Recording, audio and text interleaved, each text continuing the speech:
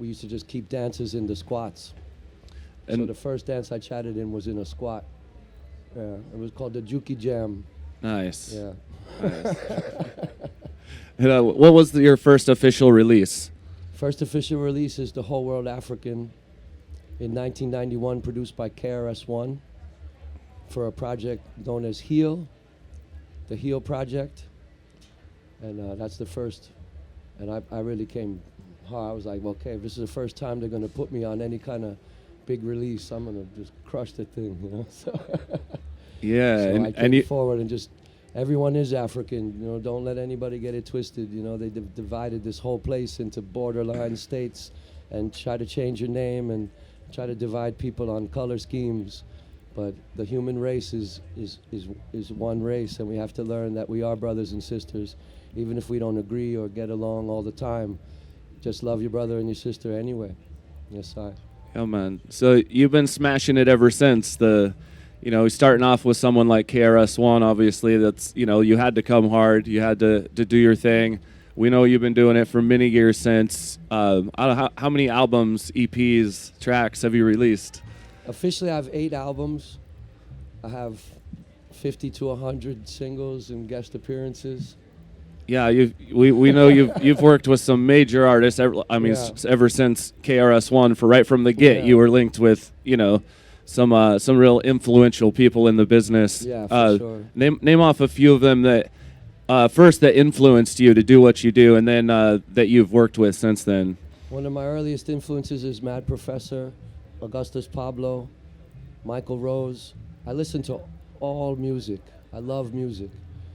And I have a record collection that's about as long as this wall, top to bottom.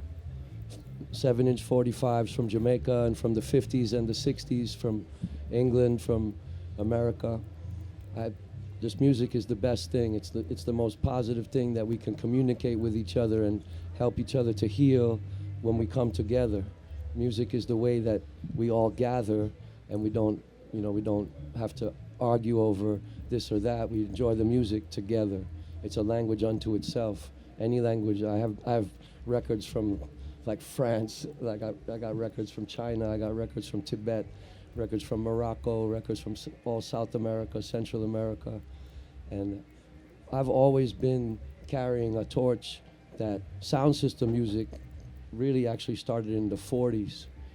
And most people's conception of sound system music is late 70s, early 80s rap music and disco. But sound system music begins in Colombia in the late 40s, and in Jamaica in the late 40s, and in Mexico in the late 40s. These are the first places to build subwoofers. So cumbia music and what they call downbeat. Before there's reggae, before there's ska, there's a music called downbeat. And this is where all of what we do is coming from, all of this big sound music, this heavy bass music. So I love to carry that and teach that and let people know. And I'm always representing for that in all the music that I do. Yeah, Rocker T. This is Kefas from Arc Fire Radio. Yes, I. 97.3 The Rock, KEBF Morro Bay. Give thanks for being here. Thanks. It's a pleasure and an honor every time. And you're an Arc Fire favorite, each and every week. And you cover the whole gamut of reggae music, it seems, from Naya Bingi, and you have your own Naya Bingi band, all the way to the dance hall and your own and your sound system, working with Ja Warrior, Shelter, Hi-Fi, and and it's amazing, and they're all solid. I mean, that's a testament, true Ganja Man. The fact that 20 years later it's being re-released and remixed, and there's more versions now coming out than ever, and that's a testament to the solid foundation. And Yes, I.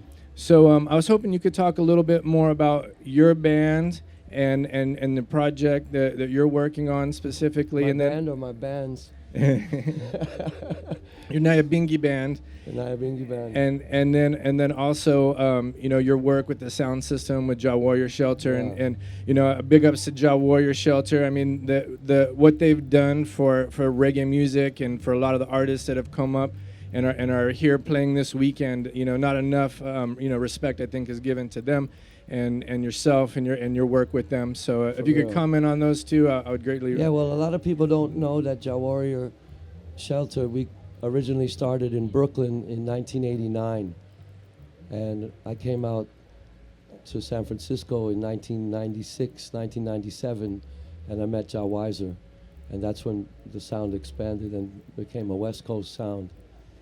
The Nyabingi band is something that my elders instructed that it has to be, this has to be, it has to go on. So I'm trained and I'm initiated in Nyabingi theocracy. My brethren and my elders are part of the Ethiopian World Federation and also Bobo Shanti and Ethiopian Congress in Jamaica. And I've been strictly and very seriously taught Nyabingi chants and been instructed to go around the world and to just burn racism constantly at all times. And so we do that all the way, like I said, on the electronic level. I have a Dub Smashers group. I have a live band. I play with a DJ. But we also carry a Nyabingi troupe. And we play Nyabingi every opportunity that we get. And most people maybe don't know, Nyabingi is translates as death to black and white oppression, to the down oppression, death to racism. And we play this music to replace all war. We play this music to eliminate guns, bombs, all kind of that kind of violence, all of that brother against brother. And we play Nyabingi for a very true purpose, and that's a must. And in this time, it's a joy. Some people look at it like life is a struggle. The load is what Jah give I to carry, so I'm happy to carry that. Yes, I. It's a pleasure. Yes, I. For real. Yes, I. Tell us a little bit about your newest album that you has just been released. The Return of the True Ganja Man. We called it that because, like you said before, 20 years we put out the song True Ganja Man. This song has helped I get everywhere. Anywhere I go, I start singing it. Someone else will sing it. They know the words, and performed it all over the world. And I really wanted to take it into a light of being able to show people just how expansive my brain and my heart is as a DJ and as a songwriter, and not do it myself, and to represent for all of my brethren and sistren who make music. So there's 23 remixes by 23 different producers that I know personally of all different styles. I mean, I'm talking from like Japanese electro pop all the way to like severe jungle drum and bass and everything in between, reggae, dub, everything. The album has a lot of new tunes on it, and I'm really glad that someone like one of my original influences, Michael Rose, and he's also a good brethren of mine, and he helped me out when I first started out, and he looked after me when I was first opening shows and things like that. We got Michael Rose on here, got Mr. Williams on here, President Brown on here, Gappy Ranks, and it's just a joy to bring so much music. That's what I do. That's all I want to do. I don't want to necessarily deal with getting caught up in this is a job or I have to do this to make money or anything like that. We have to deal with the reality of the economic system we live in, and we don't want to get kicked out of our homes or get the lights turned off. So that's a thing that we deal with. But I just am music, and I just do music. So, so this album, at this point, this is my 8th album, and it represents so much of my evolution and transformations and all the journey and all the experience. Greetings, Yes, Rocker T. Blessings to you. I'm a Roots Master, WWOZ, 90.7 FM, New Orleans, Louisiana. Prospect, New Orleans. Yes, in the house. yes, Welcome to Cali, welcome to Humboldt, and to Reggae on the River again, my friend. So, Rocker T, you all have the dubious distinction of longevity within this culture, within this music style, genre, all right? you are a minority within a minority. And you actually chose on your own and was not forced into it. I know maybe in the early days, perhaps not as much so now, uh, you were looked upon like, why you hang around those black people? Why you promoting black equal rights and salvation and liberation?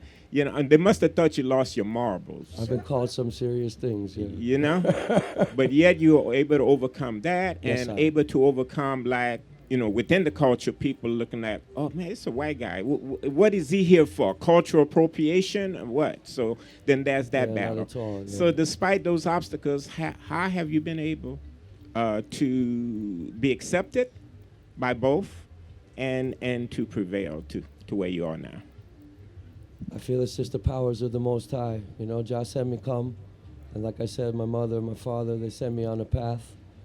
And like, I chose this very, very, very young, you know, to see people just not even dealing with each other just because of the way people look or the way they talk or where you come from, even from very small, would just disturb me to no end. And when I realized that I could sing about that, that's what I decided to do. That I'm going to sing about this until this is gone. And then I learned later, this is called chanting it down.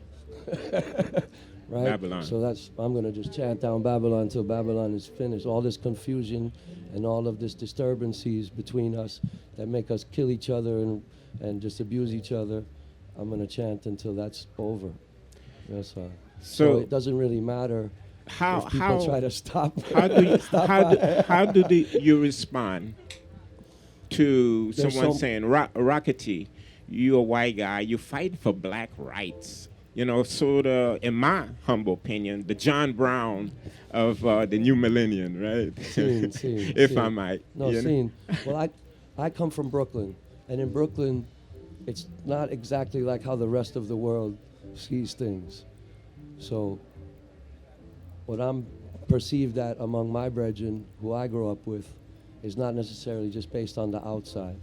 But then when I went around the world, and people are like, we heard that you call yourself an African and you're representing for this and for that. And to me, it was like, well, that's how I grew up. Like, how you telling me I can't be myself? And people are like, no, you can't be like that. So there's a lot of fight. There was a lot of fight. But there was also more support than any fight. I would go into Jamaican clubs to open for Supercat when I first started out. And that was an amazing treat. And big up Mr. Williams for that, too, because Mr. Williams carries that Tradition. Someone even said, man, it's like you 20 years ago, like with that Wild Apache team, you know? So I would go in these clubs, and sometimes people would want to just like go to war with me, like from the moment I even walked in the place. I've walked into clubs of 2,000 people where the entire club just stopped. Like, what is this dude even doing here? You know? And I'm going over there to sing on the mic. That's what I'm doing here. One love.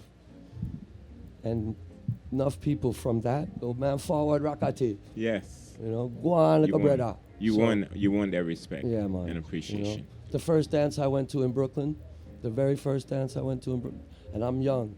We go clubbing from we're 14 years old. We're like clubbing in New York, sneaking into clubs and doing things like that. The very first really, really hardcore dance, I'm talking about they blast gunshots up in the ceiling and they carrying all kind of throwing bottles at the singer if the singer's whack, like that.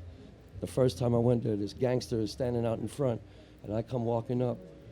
The dance was already started. The street is empty. We're talking pitch black, Brooklyn, dangerous, you know? See. And the man's like, you sure you know where you are? And are you supposed to be here? And are you okay? He's like all worried about, are you going to be all right? Yes, I'm safe, man. I'm singing with the sound. And he just went, and I walked right in. He followed me, and I can't believe it, man. And he follows me in. This big gangster with gold chains on, big fat ring and thing, you know? All right. I walk in the place, all the bodyguards, security, Rockety, yo, Rockety. So, a life, you know? scene. Well, give thanks to Rocker. Yes, I keep it strong, and thanks for asking that. Yeah, we never stop. Yes, I. Rocker T, congratulations on your new CD. I heard you on KPFA Berkeley, Spliff Skankin', and played some tunes, and it sounds really, really good. Give thanks. Yes, yes. So I just want to say, keep up the great work. I'm very proud of you. You paved the way for some of the young bands here today, and you just keep on doing it. And I just love him because he's always humble. He's not big-headed or nothing like that, you know? Respect. Rock T, big respect. Justine thanks. from Reggaeville. I wanted to ask you, last night you, some of us probably weren't quite aware of it, unfortunately, but you did a session with Mad Professor, and we want to talk about how EDM and this earlier form of it, I guess electronica it was called, how that affected your career and how you at one time spent time in Europe, I understand. How does EDM play into your experience in reggae music? Like one of the first 5 records I bought is Dub Me Crazy by Mad Professor. And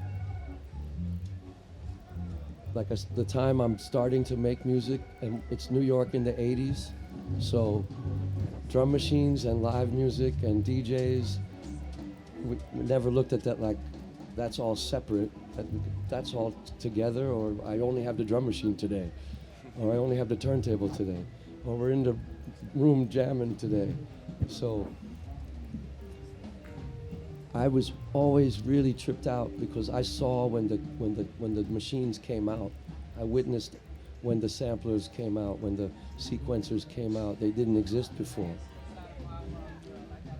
And for us as very poor kids, we don't have like the whole band money for all the instruments and all the we have to.